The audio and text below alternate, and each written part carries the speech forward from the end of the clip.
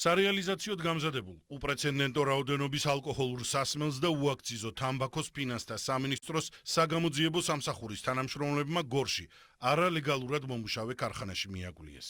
ამოღებულია 75,127 ბოთლი ალკოჰოლური სასმელი და 318,000 კოლოფი უაქციზო სიგარეტი, რომელთა ჯამური ღირებულება 10 მილიონი ლარია.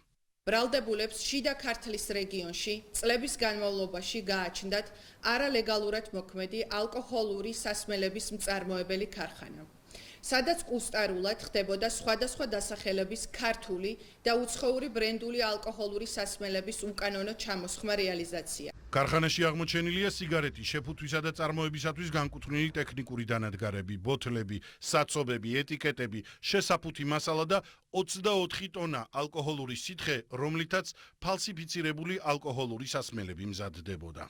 ადგილზე ჩატარებული იქნა საგამოძიებო მოქმედება ჩხრეკა, ამოღება, პირადი ჩხრეკა, ასევე ინფორმაციის მქონე პირთა გამოკითხვა, გარდა ამისა ჩატარებული იქნა მობილური ტელეფონებიდან ინფორმაციის გამოთხოვა. არალეგალური საქმიანობისათვის ფინანსთა სამინისტროს საგამოძიებო სამსახურმა 7 ადამიანი დააკავა.